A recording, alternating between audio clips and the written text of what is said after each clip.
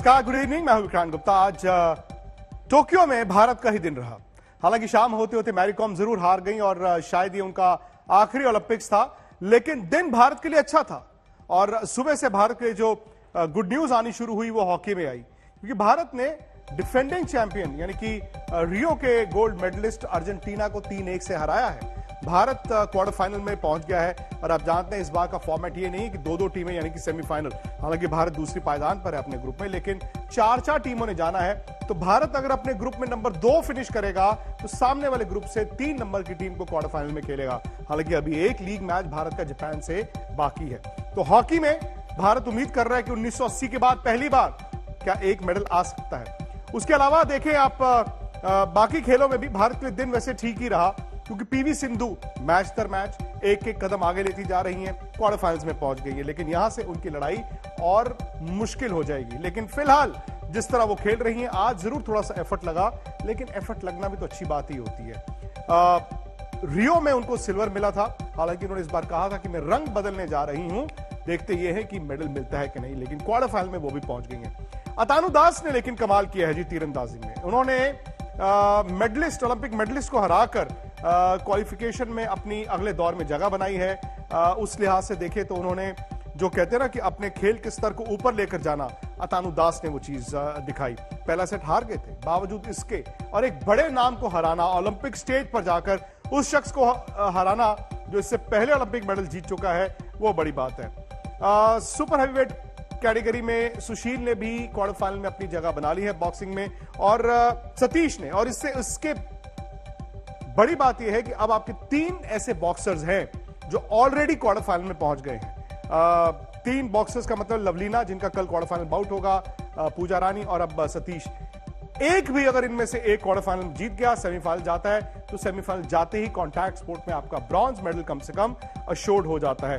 तो वहां पर उम्मीद है, हालांकि अभी अमित पंघल ने आना है, कल सिमरनजीत का बाउट भी है, और अभी रेसलर्स ने भी आना है। पीवी सिंधु ने भी मेडल की उम्मीद पूरी तरह से बांध के रखी है। आज मनु भाकर भी थी। मनु भाकर ने भी आज क्वालिफिकेशन में अच्छा खेल जरूर दिखाया है, लेकिन फिर वही बात है कि जो अगला दौर होगा उसमें वो कैसे करती है।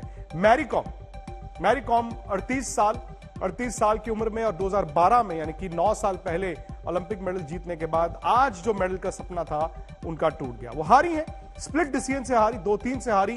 हालांकि बड़ी बात यह है और चौंकाने वाली बात यह है कि रेफरी ने तो कह दिया था, जब हाथ खड़ा करवा दिया था कोलंबियन बॉक्सर का।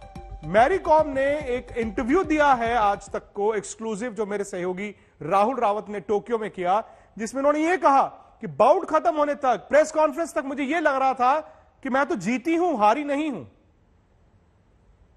कि कितनी देर पहले पता लगा कि आपको ये बाउट आप हार चुकी है मेरी? मैं जब इंटरव्यू दिया और डोपिंग सेंटर घुसा, तब भी विश्वास नहीं हो रहा है मेरे को।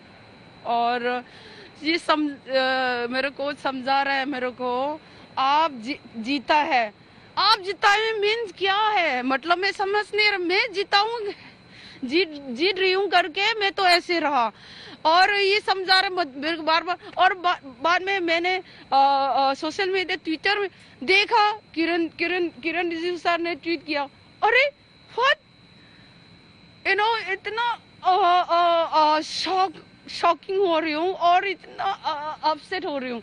मैं क्या बोलूँ, मैं ये क्या है, मेरा फाइट में इतना ऐसे डिसीजन ऐसे हो सकता है, तो मैं क्या बोलूं, प्रोटेस्ट भी नहीं कर सकती हूँ।